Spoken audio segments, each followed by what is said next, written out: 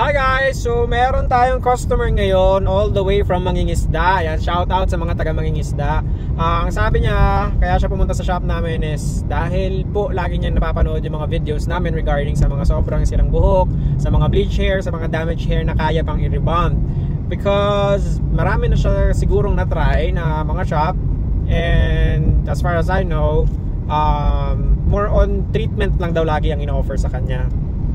Siguro hindi naman natin maiwasan na kung ang damage nga na hair talaga, madalas iniiwasan yan para hindi tayo makasira ng buhok, kasi syempre ang concern din ng mga stylist is mapabuti yung hair, kaya more on treatment na lang siguro yung ino-offer nila instead of rebond. Pero dito sa atin guys, sinubukan natin i-rebond yung hair ni ma'am, kasi ang gusto niya straight yung hair niya pag umakyat siya ng stage. So yun yung ginawa natin. Nag-check ako ng mga possible na pwede nating gamot na i-apply sa hair niya para safe yung procedure natin, and at the same time mapaganda natin yung hair niya. So eto po, panoorin nyo at tapusin nyo yung video para makita nyo kung paano namin inayos yung hair ni ma'am from sobrang dry. I don't know kung may mga highlights pa itong hair niya, but anyways, watch nyo na lang yung video, and don't forget to follow na rin, subscribe na rin, please.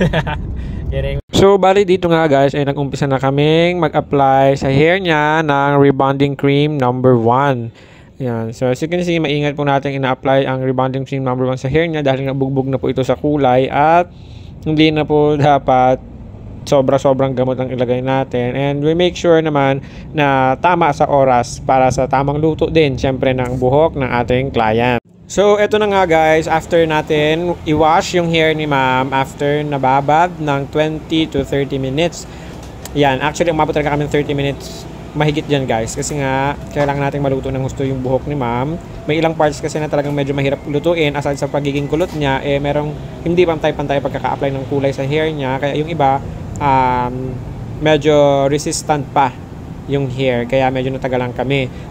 And after nga ng lahat ng pagpaplansya natin sa kanya, syempre ginamitan lang natin siya guys ng mababang init. So 180 degrees lang ang ginamit nating init para sa hair niya, at sa blower naman is medium heat lang para sigurado tayong hindi masyadong maluto sa init yung buhok ng ating client.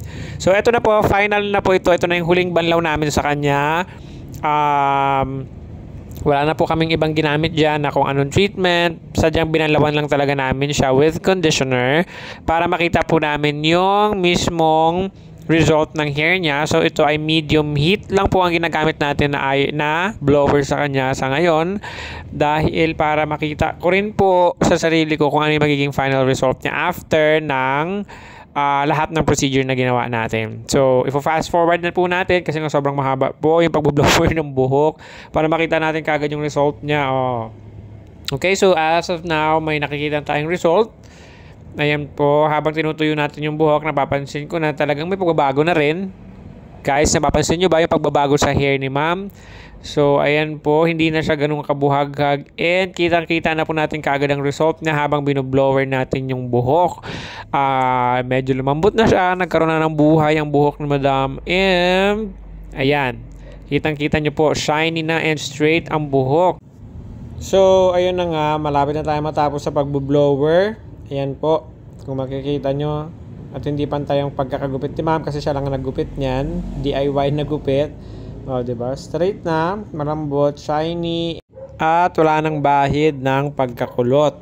And this is the final result guys. So ayan, kinat ko lang po yung nasa dulo ng hair ni ma'am, na kung napansin nyo kanina sa video hindi talaga pantay ang pagkagupit sa kanya dahil siya lang po ang nagupit sa sarili niya. Diba, DIYers pala si ma'am.